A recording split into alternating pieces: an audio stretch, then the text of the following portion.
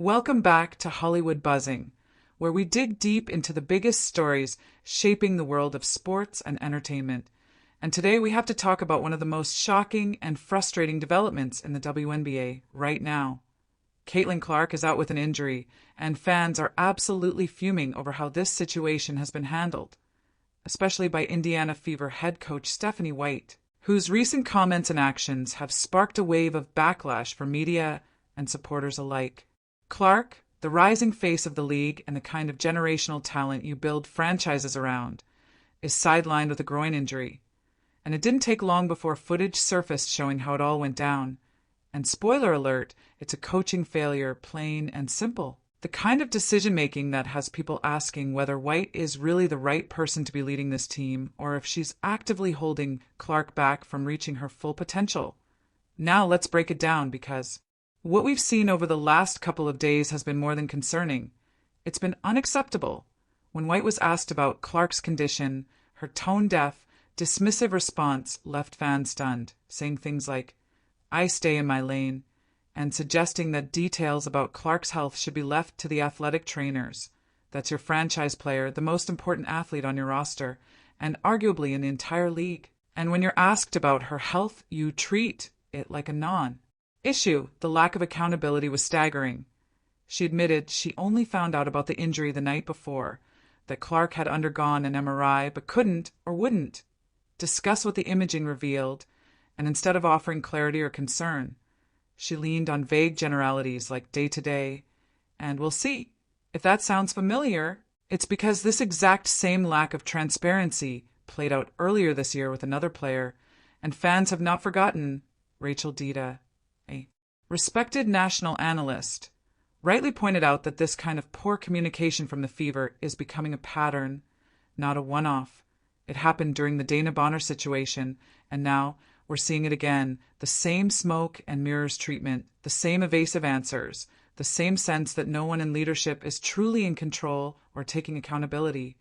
And what really has fans riled up is the timing of the injury. Clark went down with only 12 seconds left in a game the Fever had already won. So why was she even still on the court? Everyone knows those final garbage time moments are when smart coaches rest their stars, especially when your player's just coming back from another injury.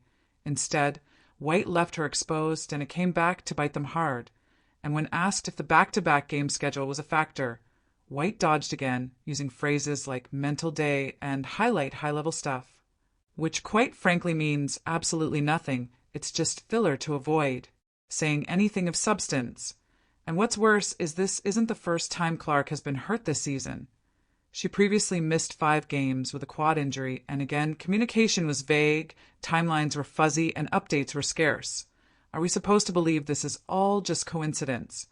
Or is there a systemic problem with how this team is managing its players, particularly its most important one? Consider the fact that Clark never missed a single game during her college career. Not one. Yet here she is in just her second pro season, and she's already dealing with 2 separate injuries under the so-called care of a professional strength and conditioning team. If that doesn't raise red flags, I don't know what will, and still, White brushes it all off with "I stay in my lane." But at what point does that attitude stop being humility and start being negligence? This is a coach whose job includes overseeing the well-being and usage of her players, not deferring responsibility when things go wrong. And yet, that seems to be White's strategy: deflect, minimize, and move on without any real accountability. The irony is that when Clark has been allowed to play her natural style, fast-paced, up-tempo, aggressive, she's been electric. Remember when she dropped 32 points on the defending champion Liberty and handed them their first loss of the season? That game was a blueprint for how to maximize her strengths. Yet what does White do afterward? She goes right back to her slow-paced motion offense that clearly doesn't work with this roster. And especially not with Clark. It's like owning a Ferrari and insisting on driving it in a school zone. This offensive system that White keeps clinging to is the wrong fit for a player like Clark, who thrives in space, who needs the ball in transition, who makes magic happen when given freedom to create. Instead, she's being boxed into half-court sets and off-ball movement that neutralizes her talents. And let's not ignore the fact that White herself admitted the Fever gave up 28 points off 18 turnovers. Yet she still says she's not worried about Clark's shot. Well, maybe you should be worried about why she's being set up to fail in an environment that doesn't match her skill set, and it all circles back to White's philosophy, or lack thereof, during that same disastrous press conference. When pressed about Clark's injury timeline or MRI results, White responded with more of the same corporate non-answers.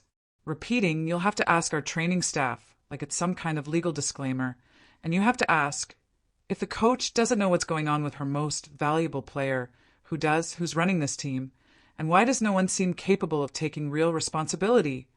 Other coaches around the league manage injuries with clarity and care.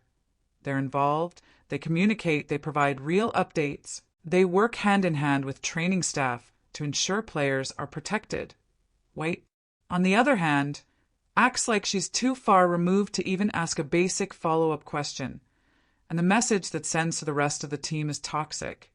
If your franchise player isn't a priority, then who is if your coach can't be bothered to even know the details of a groin injury sustained under her watch? What does that say about the value placed on any individual athlete's health or development? Clark's all-star status is now in jeopardy. Her season momentum has stalled, and rather than being the breakout story of the summer, she's stuck on the bench recovering from injuries that never should have happened under responsible coaching. Fans are rightfully furious, and analysts are calling this what it is: a complete coaching failure. This situation is more than just a miscommunication.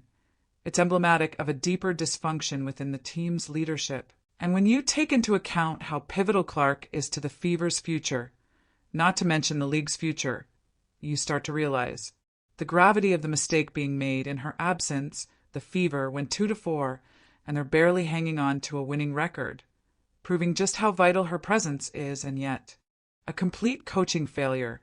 This situation is more than just a miscommunication. It's emblematic of a deeper dysfunction within the team's leadership. And when you take into account how pivotal Clark is to the Fever's future, not to mention the league's future, you start to realize the gravity of the mistake being made.